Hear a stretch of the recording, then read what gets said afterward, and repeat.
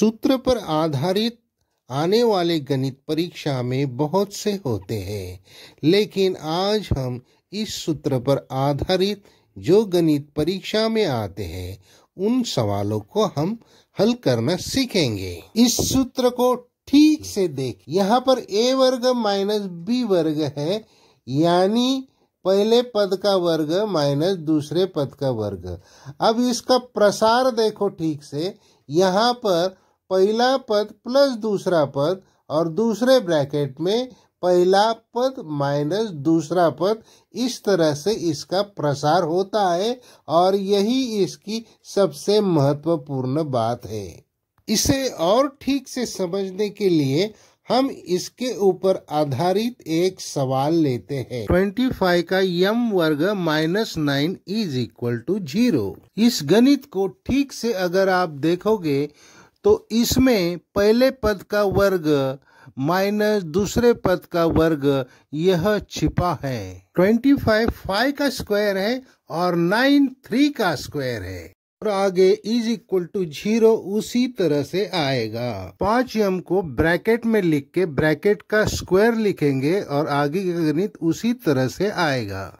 देखो ये हमारे सूत्र के समान आ गया। अब सूत्र के समान आया है तो इसका प्रसार भी वही होगा। पहले ब्रैकेट में पहला पद और दूसरा पद इनका जोड़ और दूसरे ब्रैकेट में पहला पद और दूसरा पद इनका घटाओ, यानी पहले ब्रैकेट में 5m प्लस 3 और दूसरे ब्रैकेट में 5m minus 3, bracket complete is equal to 0। अब हमें m की वैल्यू निकालना आसान हो गया है, तो चलो m की वैल्यू निकालते हैं। 5m plus 3 is equal to 0 और 5m minus 3 is equal to 0। पहले 5m plus 3 is equal to 0 को सॉल्व करते हैं। यहाँ प्लस 3 बराबर चिन्ह के उधर जाने से माइनस 3 हो जाएंगे और 5 बराबर चिन्ह के उधर जाने से माइनस 3 अपॉन 5 हो जाएंगे। तो आ गया m is equal to minus 3 upon 5। अब लेते हैं 5m minus 3 is equal to 0। Minus 3 बराबर चिन्ह के उधर जाने से प्लस 3 हो जाएंगे और 5 उधर बराबर चिन्ह के उधर जाने से 3 अपॉन 5 हो जाएंगे।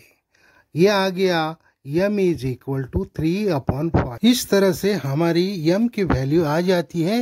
एक है m is equal to minus 3 upon 5 और दूसरी m is equal to 3 upon 5। इस तरह से हमारा ये वर्ग समीकरण सॉल्व हो गया है। आपको मैं यहाँ एक महत्वपूर्ण जानकारी देना चाहता हूँ, जो कि इस गणित को परीक्षा में कितना बदल कर पूछ सकते हैं।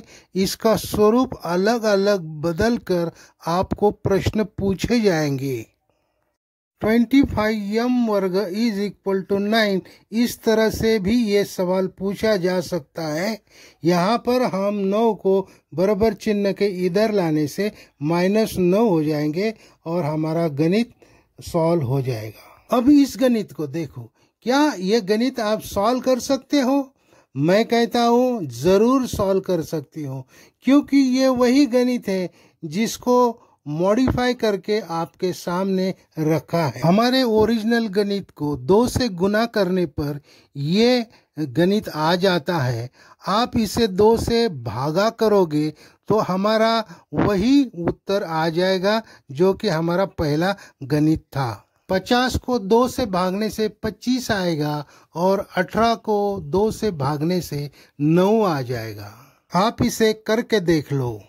वही गणित इस तरह बदल के भी आ सकता है। यहाँ ओरिजिनल इक्वेशन को 5 से डिवाइड किया है। इसे सिंप्लीफाइड करने के लिए आप यहाँ 5 से मल्टीप्लाई करो। यहाँ 5 5 का गुना होगा 25 आएगा 25 m वर्ग और आगे 5 से गुना करने पर भागा होगा, भागा आएगा 1 और उत्तर आएगा -9। तरह गणित को सिंप्लीफाइड करके उसे आगे सॉल्व कर सकते हैं। उम्मीद करता हूँ आपके समझ में आया और इसी तरह के सिंप्लीफाइड गणित देखने के लिए मेरे चैनल को सब्सक्राइब करो, लाइक करो, शेयर करो।